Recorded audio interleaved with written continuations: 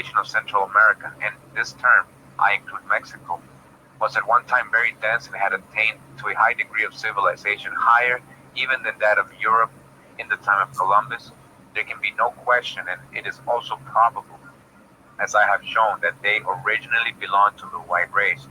Dodge the hijack. They're always going to add their white race into it. How else are they going to feel important?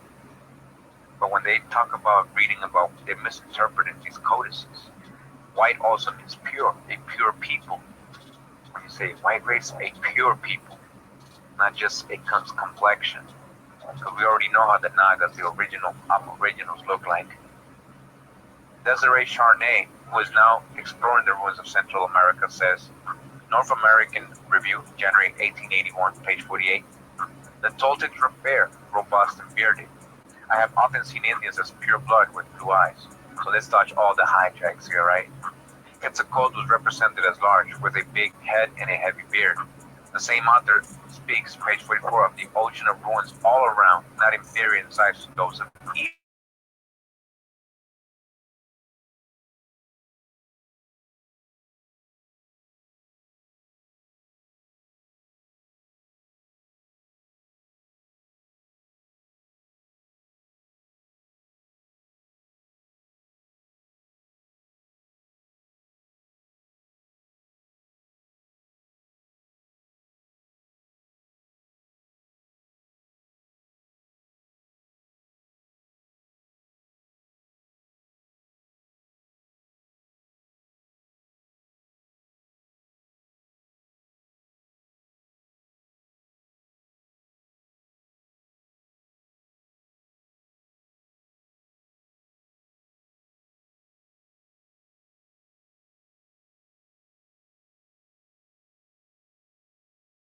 Is lined with rows of public buildings and palaces forming continuous lines, as in the streets of modern cities.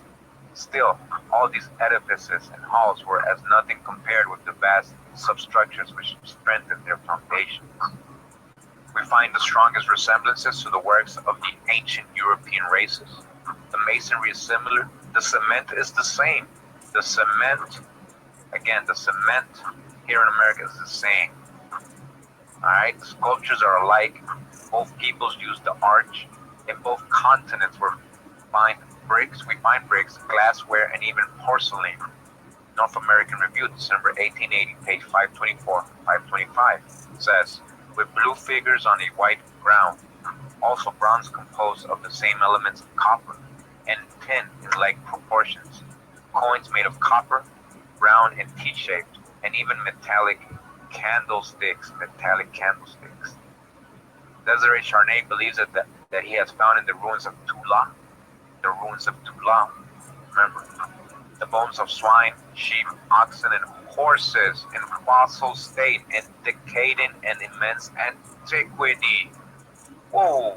Alright, so you guys, if you haven't seen my Ancient American Animals video, go check it out.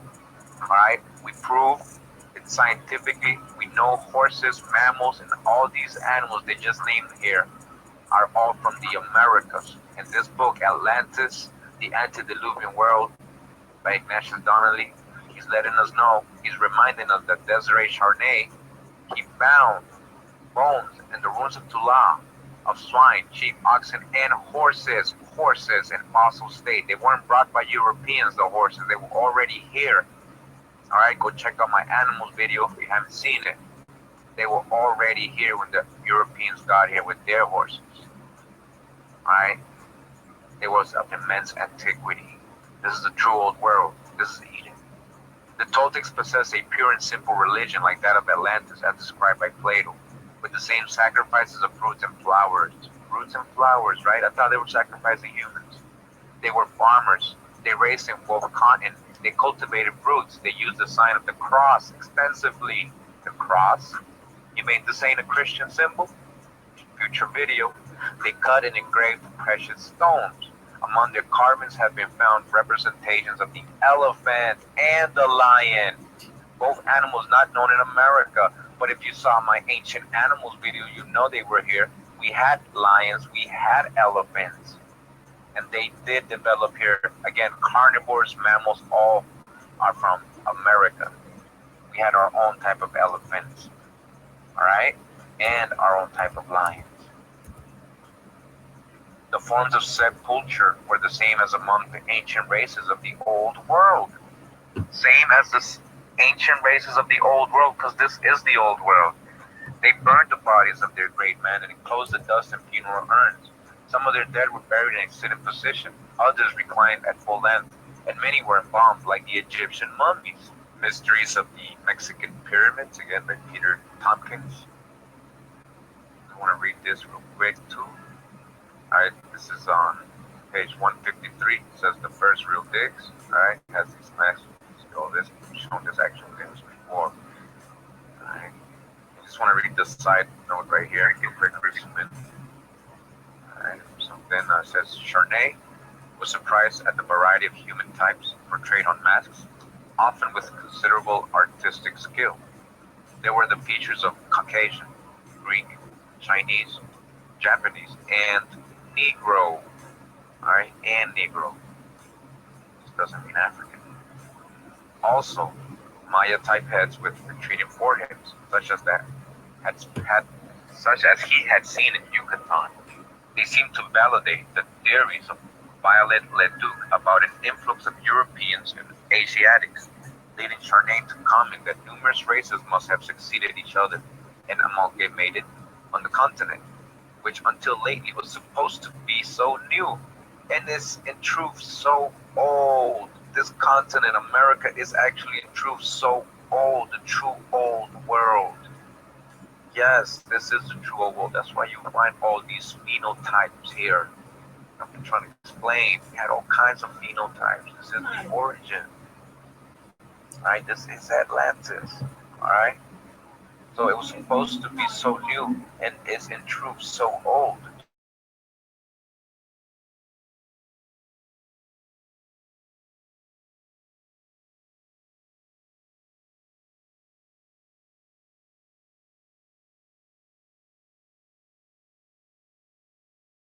And all types of white people, especially Semitic. So Semitic is supposed to be white. Dodge the hijack, alright?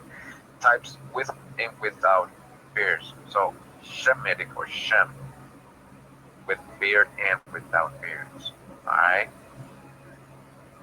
Alright, I'm on this part of the book, page 346, says part 24, Origins of the Maya. Just was reading a little bit about their history. Just wanted to read this part right here. It says, so he gave a couple of theories of where they might be from. You know, he said Atlantis.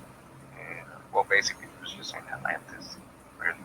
And then he says the best next sources would be, you know, the native sources, right? From the books, Cognitive Memory of the Quiche and the Maya, such as the books of Shilam Balam and the Popol Vuh, rediscovered and publicized by Brasseur. Again, Brasseur de Bourbon. We know Brasseur translated it. And the books of Chilam Balam relate that the first inhabitants of Yucatan were the Chanes, people of the serpent. Talking about the Nagas, these lake kings, people of the serpent, said to have come from the east in AD 219 in boats across the water with their leader Sama, also known as Itzama, Isamna, serpent of the east. So it's Itza, really, a healer who could cure by laying on of hands. So he cured with his hands, and like the therapeutes, revived the dead, and he also revived the dead. So Itzama is also related with Quetzalcoatl. All right, I'm saying it's the same. And now we know about Quetzalcoatl. So in the last video, what he resembled and how Mormons saw him supposedly as Jesus in the Americas, but we know how to dodge the hijack.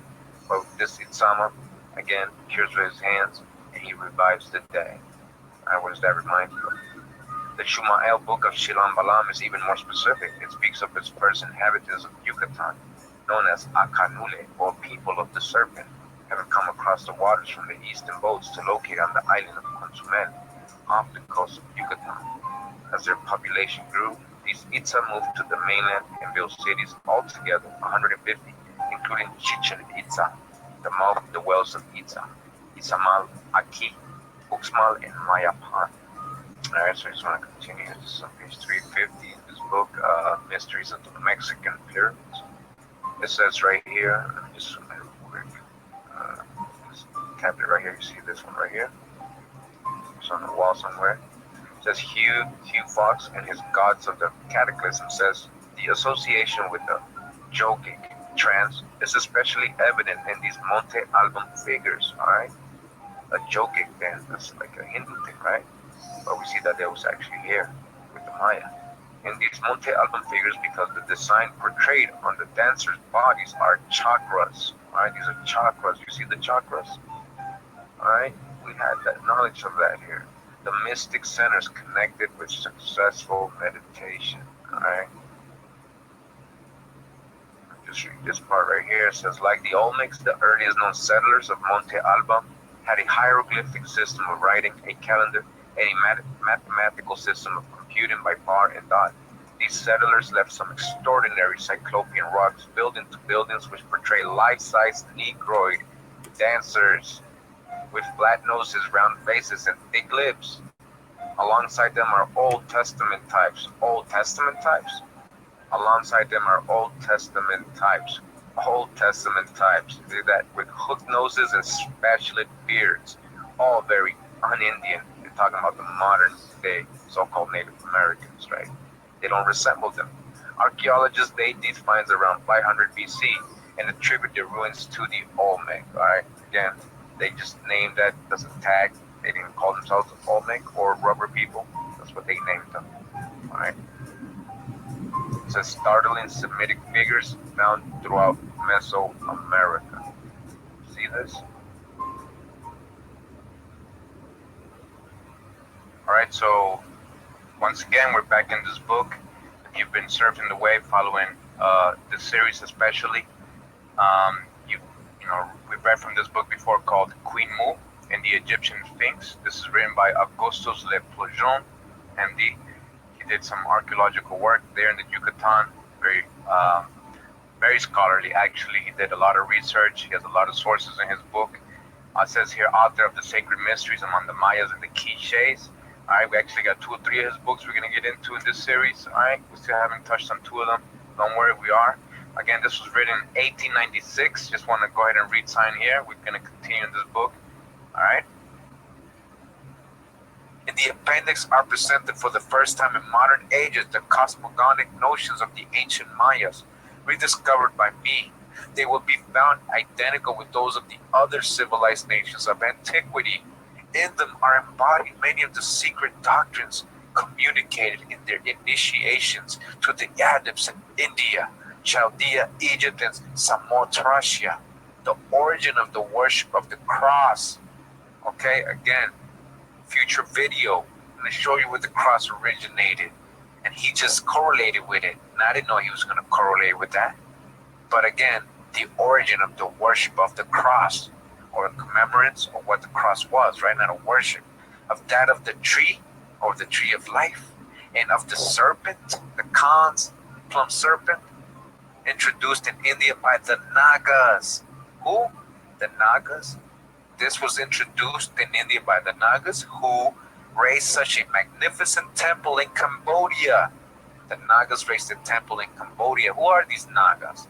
In the city of Angkor Thom, to their god, the 7-headed serpent, the Ak-Shapat of the Mayas. The same god of the Mayas, which is called Ak-Shapat. And afterward carried its worship to Akkad and to Babylon. So what? We're talking about the Nagas? Who was these Nagas? They had brought this serpent knowledge from America, right, to Cambodia, from there to Akkad and to Babylon. So we see in a reverse direction. In these cosmogonic notions, we also find the reason why the number 10 was held most sacred by all civilized nations of antiquity, and why the Mayas, who in their scheme of numeration adopted the decimal system, did not reckon by tens, but by 5s and 20s, and why they used the 20 millionth part of half the meridian as standard of lineal measures. In the following pages, I simply offer to my readers the relation of certain facts I have learned from the sculptures, the monumental inscriptions carved on the walls of the ruined palaces of the Mayas, the record of which is likewise contained in such of their books as have reached us. I venture only such explanations as will make clear their identity with the conceptions on the same subjects of the wise men of India, Chaldea, Egypt, and Greece. Alright, I do not ask my readers to accept a priori of my own conclusions, but to follow the sound advice contained in the Indian saying quoted at the beginning of this preface. Alright, verify by experience what you have learned. Then only then form your own opinion. Alright, so we continue in the book The Lost Continent of Mu by Colonel James Churchward, 1931. And I'm on page 113, wanted to read this part to you. More correlation to what we're learning. It says, now I shall try to fix an appropriate date of the Naga colony in India before it became a colonial empire. Alright, so a colony. One prominent figure in the Naga or Maya Empire in India. So this Naga Empire is really the Maya Empire in India. It's a colony of the Maya. So it says that one prominent figure in this Naga or Maya Empire in India was Prince Maya. Yes, Prince Maya. They had a prince. His name was Maya. The time of Prince Maya is doubtful, although I have come across many records about him. Not a single one even estimates the day when he lived, but according to traditions, and these traditions are as plentiful as leaves on a tree, Prince Maya lived 15,000 to 20,000 years ago. In Ramayana, or in the Ramayana, alright, that's a book, an ancient Hindu book of poems or stories or something like that. Alright, we find this reference to him. In olden times, there was a prince of the Nagas whose name was Maya, of the Serpent Kings. Of the Nagas, who's the Serpent Kings again? The Mayas, right? His name was Maya. Prince Maya was the author of the Surya Siddhanta, the hoariest treatise on astronomy in India. Its age has been variously estimated at from 10,000 to 22,000 years. At the time of Prince Maya, the Nagas were an empire. When the handle and shovel of this knife were made, the Nagas were a colony, antedated the empire. That they were only colonies clearly shown by the suns without rays on the horizon. This proves the extreme antiquity of the handle and machine. Alright? And this is what they're talking about, this knife and handle. That Naga Hindu knife, they call it. It is not known when the Naga Empire ended, but they're saying that this is very old, before their empire was established, when they were just colonies coming from America. So what is the Ramayana? It says the Ramayana is an ancient Indian epic composed sometime in the 5th century BC about the exile and then return of Rama, prince of Ayodhya. So we're in ancient history section. Alright. It was composed in Sanskrit by the sage Valmiki. Alright, so this was written by this guy named Valmiki, who's known as a famous sage. Alright. The Ramayana. Valmiki was a great sage and author of the Ramayana. It says Mahasha Valmiki, the author of the great Indian epic of Ramayana, was a Hindu sage who lived around the beginning of the first millennium BC. He is referred to as the Adi Kavi, the original creator of the Hindu sloka, a verse form in which most of the great epics such as the Ramayana, the Mahabharata, Puranas, and other works are composed. Alright? Started there. Alright? So I'm going to read this book over here. We're in the book here. It's called Garden of the Elder Gods by Don Schomsky. Alright, and just reading right here. There's an overview of such regional centers of commands within Asia, where one of the early academies was evidently located in ancient Burma, modern-day Myanmar. According to the Indian historian Valmiki, alright, here we go, Valmiki, right? An Indian historian, who's a real sage, a real historian. Burma was the first settlement in Asia, with some records supposedly dating its cultural start around 33,000 BC. Alright, we can go that back. Alright, according to them, right? Records from other diverse cultures state that the extensive instruction was dispensed throughout Burma prior to its dispersal to other lands. Such graduates eventually migrated eastward into China and south and eastward into Thailand and Cambodia, as well as westward into an uninhabited part of northwest India. Alright, so they're going to tell us what they're talking about. They're talking about these graduates. It says in those areas, human graduates and a few helpers that accompanied them taught human natives they encountered. Those regional teachers became known as the Nagas. All right, the Nagas.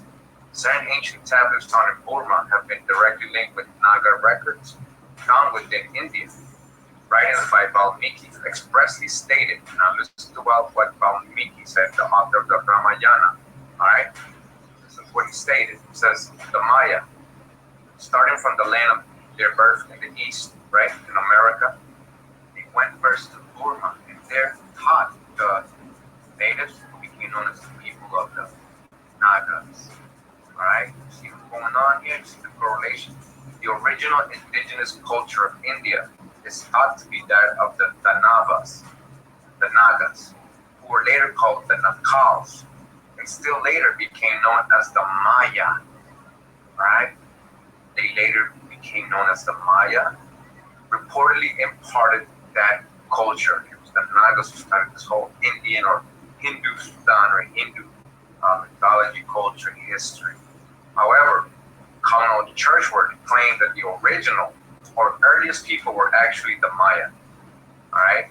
He thought the right thing, which was the Maya. Perhaps a reference to the ancient ones or the pure-blooded, human-like lunar Petries that comprised a group known as the Helpers. Valmiki further claimed that the Naga came to be called the Maya in certain later settlements. So even these Nagas were called Maya in India. Alright, you hear that? Accounting for the overall confusion of the chronological order of introduction between the Naga, the Navas, Nakals, and Maya. They're probably all the same people. Some records resolve this linguistic dispute by referring to the earliest civilizers as the Naga Maya, the Naga Maya. Alright? There are further indications, although inconclusive, that the Naga Maya may have also been associated with the Mayans of Mesoamerica. Alright, they are the Mayans of Mesoamerica. Where else would they get the word from? Ancient records indicate that the original Naga Maya were associated with the serpent people. The what? Serpent people. Again, we were reading earlier, right, in the book Mysteries of the Mexican Pyramids. Right? Origin of the Maya, what did it tell us? Right, the book of Chilambalam related the first inhabitants of Yucatan were the Chinese people of the serpent. Right? Some are serpent of the east. Right? The Chumal book of Chilambalam is even more specific. It speaks of the first inhabitants of Yucatan known as the Acanile, or people of the serpent. People of the serpent. I will go back to Garden of the Elder Gods. Right, the other book we're reading. Says again, ancient records indicate that the original Naga Maya were associated with the serpent people, snake kings, the Nagas. What up, my Naga? The esoteric non-human race of wondrous beings. Esoteric non-human, so they want to make it all mythical, right? That reportedly possessed immense cosmic wisdom. The serpent symbol was one of the ancient icons, specifically referring to the ancient ones. See, that's you they're talking about, the ancient ones. Hence, the Naga emblem became the serpent or cobra symbol of ancient India, one revered as signifying both great wisdom and immense knowledge. You find that in Egypt too, right? Now back to what the Ramayana was telling us and what we were reading in the other book, right? It was saying that Prince Maya, right? So one of the prominent Naga Empire leaders was the original Prince Maya. Right? This is in their Hindu text, Prince Maya. Came from another land with a later namesake or counterpart also existing during much later times. No written record established the time frame for the original prince, but oral traditions place him as living sometime between 18,000 and 13,000 BC. The Ramayana merely refers to the original Prince Maya as living in the olden times. Original people of the olden times. That original prince is credited as the true source of most of the esoteric knowledge of India. Alright, he was a Maya, he was an American, a Naga. Right? He passed the knowledge over to the Hindus over there, or the native people over there. Alright, passed down over the ages, which was later contained in the Surya Siddhanta. Alright, all that he taught and explained was written right there in that book. question is often asked, of what practical utility can the knowledge that America was possibly the cradle of man's civilization be to mankind? And that's a deep statement right there, right? So they tell us now in 2019, all right, so we're Indians. What now? All right, America's a true world. What now? How does that help us? All right. So this is deep, man. This is just people having personal questions, right? Because, I mean, you shouldn't have to ask that. I mean, just think about it. And lied to is a big, big, big lie. And why are they hiding that? Think about it.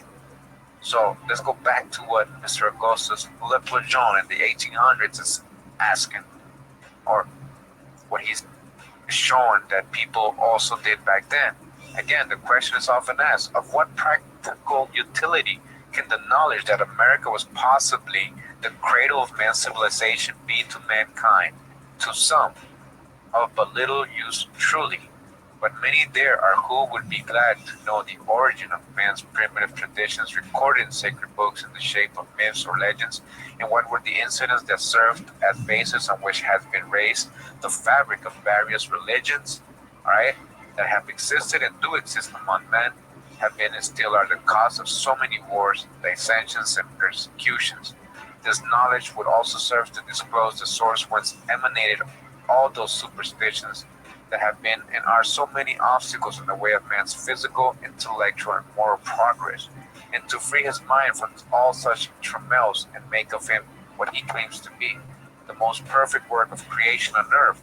Also, to make known the fact that Mayak, not India, is the true mother of nations. Not Hindustan, he means, but Mayak, Mesoamerica, America, Amaraka, the Amaru Khan. Mayak is the true mother of nations. This is the true motherland. Maya, Maya, that's Buddha's mom. That's her name, Maya, mother, Maya, mother, motherland, the Mayat. Then perhaps we will be awakened in the mind of those in whose power it is to do it, a desire to save and preserve what remains of the mural inscriptions carved on the walls of the ruined palaces and temples of the Mayas that are being torn to pieces by individuals commissioned by certain institutions in the United States and other places to obtain curios to adorn their museums, regardless of the fact that they are destroying the remaining pages of ancient American history with the reckless hand of ignorance, thus making themselves guilty of the crime of Lee's history as well as of iconoclasm. Perhaps also will be felt the necessity of recovering the libraries of the Maya sages, hidden about the beginning of the Christian era, to save them from destruction at the hands of the devastating hordes that invaded their country in those times, and to learn from their contents the wisdom of those ancient philosophers, of which that preserved in the books of the Brahmins is but the reflection. You hear that? So all these books of the Brahmins in Hindustan is just a reflection of the old knowledge of the Mayas. And to learn from their contents the wisdom of those ancient philosophers, of which that preserved in the books of the Brahmins is but the reflection. Alright, so these books of the Brahmins in Hindustan or India is just a reflection of the Maya history or stories or knowledge. Alright, that wisdom was no doubt brought to India. Again, that wisdom was no doubt brought to India, and from there carried to Babylon and Egypt. So it went from America to India, and his, based on what he's reading, to Babylon and Egypt in very remote ages by those Maya adepts, Nakal,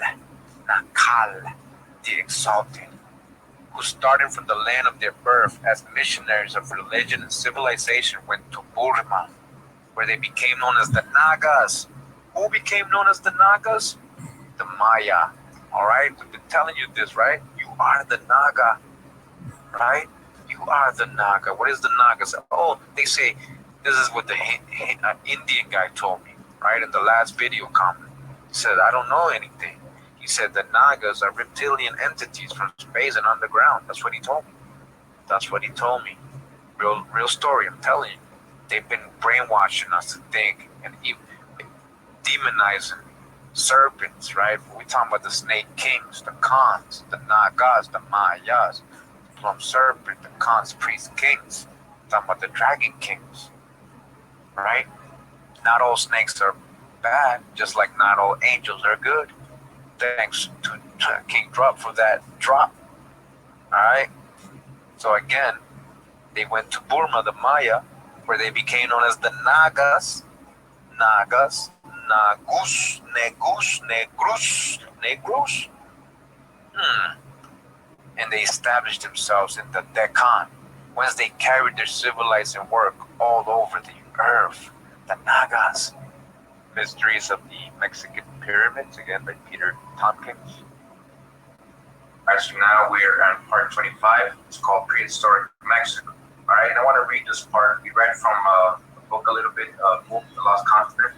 That was written by James Churchward. I want to read a little bit of the story behind that book, though. Alright, so it's in this book, Mysteries of the Mexican Pyramids. It says, one indication that a far earlier civilization existed in the Valley of Mexico that was reached by Manuel Daniel's spades comes from the tantalizing discoveries made in the Mexican highlands by a Scotsman, William Neven. As a mining engineer working for a Mexican corporation, Neven described coming upon the remains of two separate prehistoric civilizations at depths from 6 to 30 feet below the present level of the Valley of Mexico. All right, you found a whole city, town, ruins, 30 feet below the Valley of Mexico. All right, that's how far you found it. That's how deep. So dig on William Neven. All right. These discoveries made between 1910 and 1930 have hardly been considered by the scientific world, partly because they fit into none of the preconceived notions. Right? It doesn't fit into their out of Africa or theories and all that stuff, right? Mesopotamia and all that. And partly because they were used by an even more unorthodox author, James Churchward. Alright, so it seems that this author, James Churchward, somehow knew William Neven, got the info, and wrote his own book about it. Alright, what this guy found, William Neven, but based on what he believed, his belief. Alright, so it says he used it to validate his, to them, to the orthodox scientists, is even wilder hypothesis, the existence of a vast continent in the Pacific Ocean, which he called Mother, says he, of several colonial civilizations which spread around the globe. Alright, so real quick, this is what they're talking about that James Churchward wrote, which is The Lost Continent of Mu, which we read a little bit earlier. Fantastic but true, the scientific mythical discovery of a strange civilization that disappeared 50,000 years ago. Intensely interesting. Alright, so James Churchward, right? So this is the book. But he got a lot of his studies from, as so it says here, dedicated to my friend William Neven. So I guess that was his principles, by whose help and discoveries I have been able to bring to fruition this work. So you see, he wouldn't have been able to write this book if William Neven hadn't made that discovery, shared the info with somehow. So it says preface. All matters of science in this work are based on the translations of two sets of ancient tablets. Nakal tablets, which we already know are the Nagas, which are the Mayas, right? Which I discovered in India many years ago, and a large collection of stone tablets, over 2,500, recently discovered by William Neven in Mexico. So he used the Nagas tablets or the ancient Mayas tablets, and he used other ancient people of Mexico or Aboriginal, tablets that were found in Mexico. So, he's using all our work, all our history, basically. Both sets have the same origin. You heard that? Both sets have the same origin. Both sets are extracted from the sacred inspired writings of Mu, what he called Mu, right? Mu is Lemuria, Atlantis, America. It's all this place. Here, not all of it sent. The Nakal tablets are written with Naga symbols and characters, and legend says were written in the motherland, first brought to Burma, and then to India. Their extreme age is attested to by the fact that history says the Nakals left Burma more than 15,000 years ago. Right, so now you see how James Churchward is saying that these tablets, these Naga symbols, were first brought from the motherland. He We just read before, right, what Valmiki told us, right? Valmiki, let's go back. Again, the Garden of the Elder Gods book we just read, right? What did Valmiki tell us specifically? That the Maya, starting from the land of their birth in the east, which was America, right? The Maya went first to Burma and there taught the natives, the Nagas, right? So the Maya, it wasn't no move. Alright, so let's go back to what so James Churchward is taking the narrative, right?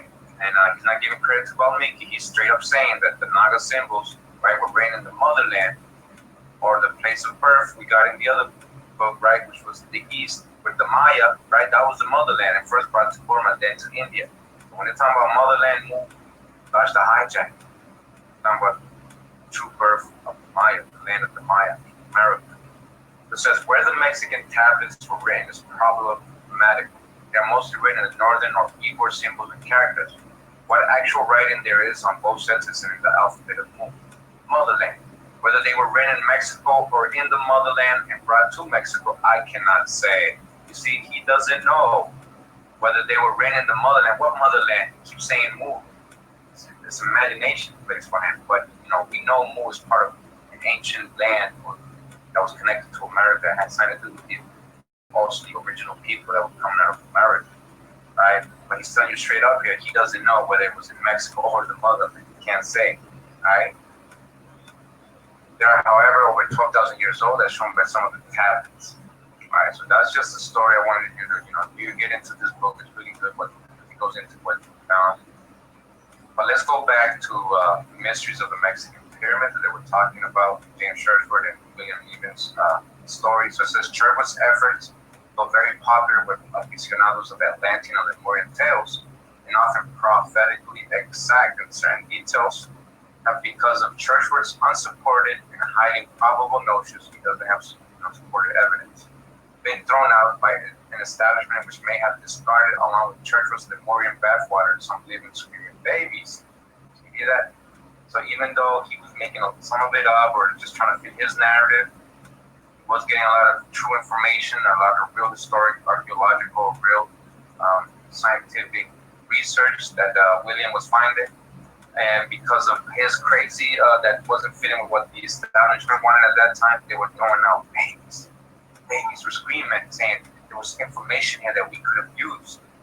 So all that got lost because of his wild theories, supposedly. So being befriended by his fellow Freemason, Churchward was no greater help to William Eben. So he was a Freemason, you see that? And he took William's work and he made his own book and probably made millions of that during that time for writing that book. Alright, so he didn't help William Eben at all. Then it had been to the Plungeon, so he didn't help the Plungeon. We're going to get into his book, and William Eben. He didn't help either of them, Churchward, except that with the thousands of copies Churchward books sold around the world, Eben was rescued from oblivion. So we wouldn't even know about even William, right? If at least Churchward wouldn't have wrote about him. So at least he did sign. But remember what happened. When he died in 1937, his obit in the American Historical Review listed him merely as a professor who had been engaged for several years in mineralogical research, an honorary life member of the American Museum of Natural History, and various other such scientific societies who had become involved in Mexican archaeology, nothing more. Nothing to indicate he might have made the most controversial archaeological discovery of the Western world. Right? So his work, what he found in 1930s, William Eben, Mexico, which James Churchward took and made a book called Mu on the Lost Continent, even though this stuff was found in Mexico. I want you to understand that. Alright? His work is not known. He's not known in our textbooks. We don't know nothing about this guy. Alright? It was on purpose. He found something very controversial. Actually, Eben had been exploring in Mexico since 1889 while digging among the ancient ruined cities in the unknown and uninhabited portion of the state of Guerrero, southwest Mexico City, in the Acapulco area. He began to receive periodic visits from local Indians who came to him with terracotta figurines and other objects for sale. Though the Indians pretended to have found these objects at the Pyramid of the Sun and Moon at San Juan Teotihuacan, he then realized that the source of the artifacts must be nearer. With a bribe of 5 pesos, which is $2.50 at that time, he managed to discover the actual spot.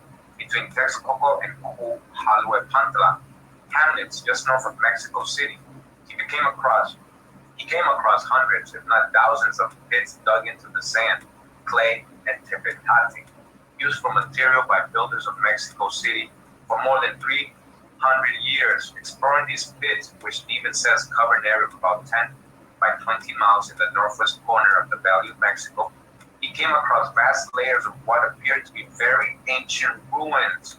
Whole prehistoric cities lying as deep as 30 feet below the plain, which appeared to have been overwhelmed by a series of cataclysmic tidal waves. You hear what's going on here? They found what he found. Found ruins buried 30 feet below the ground. Obvious something happened there, right? Cataclysm. Right? Perhaps at several thousand-year intervals, which, as Neva described them, had left telltale strata of boulders, sand, and pebbles by their depth beneath the surface. Neva estimated the oldest remains might go as far back as 50,000 years. Alright? Now remember, the past videos, the other parts of this series, we got Graham Hancock telling us they've been hiding 100,000 years of history here in America. There's proof of 100,000 years of occupation in the Amazon. Alright, so what do we, what's going on here, right? What are we really finding out? This is the true old world, right? We get everything that they've hidden from us. 4 to 6 feet below the first pavement, even says he encountered a second concrete floor. But in the intervening space, failed to find a single piece of pottery or other trace to indicate that humans had once lived. Beneath the second pavement, he describes coming upon what he considered the great find of many, many years' work in Mexican archaeology. Even discerned beneath a well-defined layer of ashes from 2 to 3 feet thick, analyzed as being of volcanic origin, traces of innumerable buildings, large but regular in size, the remains of a vast city which appeared uniformly at the same level throughout more than 100 clay pits. In one of the houses, most of which were crushed and ruined, filled with ashes and debris, he says he found an arched wooden door which had turned to stone. The walls of this house were bound together with white cement, harder than stone itself. In one uncrushed room, about 30 feet square, full of volcanic ash, with a flat roof of concrete and stone, Ethan says he came across many artifacts and human bones, which crumbled to the touch like a slaked lime. According to his detailed report, a complete goldsmith's outfit was still on the floor with some 200 models of figures and idols modeled in clay turned to stone, each model thickly coated with iron oxide, bright and yellow, presumably there to prevent the molten metals adhering to the patterns while in the casting pot. Neven says the ornaments were unlike any found in Palenque or Mitla or anywhere between. The work was fine, beautifully polished, demonstrating an advanced degree of civilization. On the walls, Neven found paintings in red, blue, yellow, green, and black, which he says compared favorably with the best he had seen from Greek, Etruscan, or Egyptian works of a similar sort. The ground color of the wall was a pale blue. 6 inches down from the 14-foot ceiling, a frieze painted in dark red and black ran around the room, glazed with some native wax, which had perfectly preserved the color and pattern, which depicted the life of some person, apparently a shepherd from birth to death. Continuing the book, it says, then in 1921, we're still talking about William Neven and his discovery there in Mexico. In the course of excavations at Santiago Huizotla, a hamlet contiguous to Amantla, about 5 miles northwest of Mexico City, Neven came across a discovery so startling, he says it opened up for him a whole new field of archaeological research. At a depth of 12 feet, Neven described coming across the first of a series of stone tablets with very unusual pictographs, systematically exploring other clay pits and tepetate quarries within an area of 20 square miles. He claimed he was able to unearth during the course of the next 2 years 975 more tablets.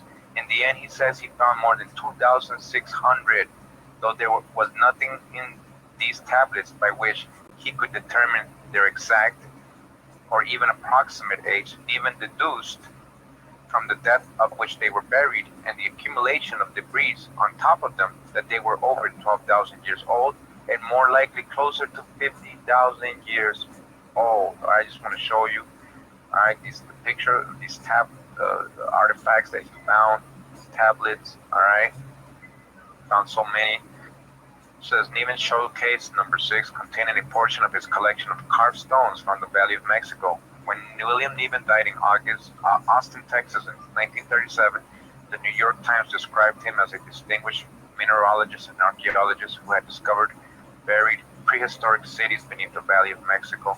He was also noted as the discoverer of 4 new minerals, including citrallite, torogon, and nivenite. According to the Times, Niven donated to the Mexican government the best of the relics he found in Mexico, keeping for himself some which he sold to finance further archaeological expeditions. With what was left over, there were enough pieces to establish in Mexico City a private museum of 30,000 exhibits. You hear this? How come we don't know about this? Alright? Alright, so I just wanted to go back to an illustration that was here in the book that I showed you guys. So I guess this is the depth of what he found, the ruins, the buried city. Alright, so it tells you, I guess this will be the top, right? The land level. Then it says here 1 foot of earth. Then right here it says 9 feet of boulders, gravel, sand, drogues, pottery. Then it says first pavement, 6 feet of small boulders, gravel, and sand. Then it says second pavement. Alright, and then it says 14 feet of small boulders, gravel, sand. Then up right here it says volcanic ashes, and then it says buried city, the third pavement. Niven's Mexican buried cities, now 7,000 feet above level of sea.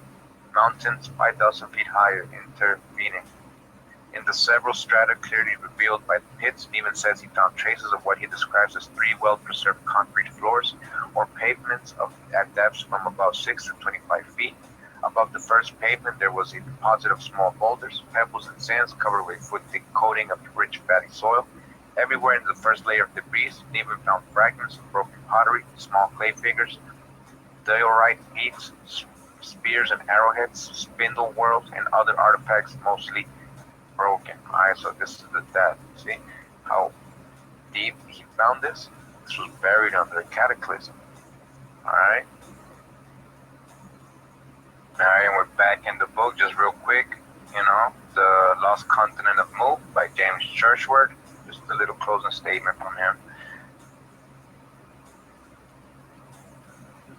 So again, James Churchward said he found some tablets called the Nakal tablets in India, right? Which we know that the Nakals are just the Nagas, which are the Mayas, right? And also he used the tablets that William Niven found, right, in his discovery here in Mexico, right? So it says the Nakal tablets, which I came across in the Orient, were only fragments of the various subjects with many missing links. The Mexican tablets not only confirm the Nakal, but supply many of the missing links. Wow, the Mexican tablets help them supply the missing links. I spent many years proving as far as possible by experimentation that the facts set forth in these tablets were true. I spent over 50 years in investigation, research, and explorations to prove out what I found written on these intensely interesting Nakal tablets. I have yet to find the first one that is wrong. The Mexican, like the Nakal, indubitably establishes to my own satisfaction that at one time the earth had an incalculably ancient civilization, which was in many respects superior to our own, and far in advance of us in some important essentials which the modern world is just beginning to have cognizance of. These tablets with other ancient records bear witness to the amazing fact that the civilizations of India, Babylonia, Persia, Egypt, and Yucatan were but the dying embers of the first great civilization. The Oriental Nakal tablets, which formed the foundation of the first edition of this book, were a wonderful history of past man. Niven's Mexican stone tablets are equally wonderful and instructive, if not more so. If not more, it is more so, as the original. They confirm my contention that the oldest records of man are not to be found in Egypt. All right, not to be found in Egypt or the valley of the Euphrates. They're talking about over there in Iraq and Mesopotamia. But right here in North America. But right here in North America and in the Orient where Mu planted their first colonies. So he's letting you know subliminally, right? Where can you find the oldest records of man? In North America. And then he says it was passed on from there to India via Mu, he says. But he's letting you know straight up North America. If you want to study, do real research, the cradle of humans, where we came from, our origin stories, our whole history, how we got civilized, you're going to find that here in North America. All right?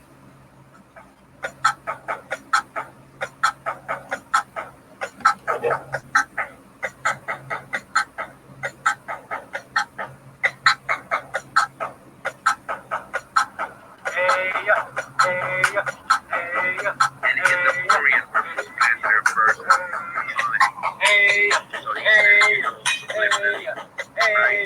Where you find the oldest records of man in North America. And then he says it was passed on from there to India via Mu, he says. But he's letting you know straight up North America. If you want to study, do real research, the cradle of humans, where we came from, our origin stories, our whole history, how we got civilized, you're going to find that here in North America. All right?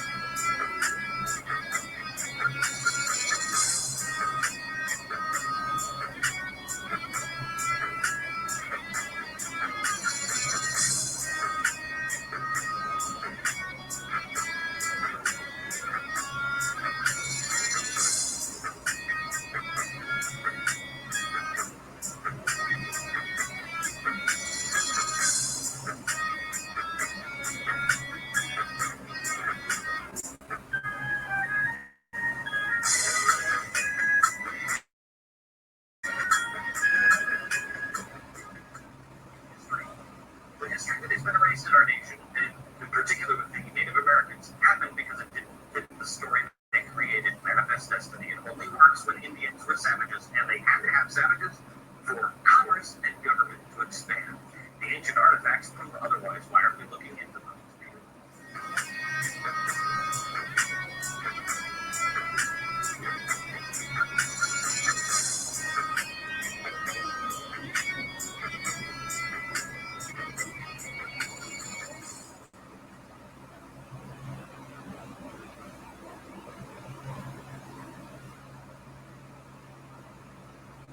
Some remnants are solving this linguistic dispute by referring to the earliest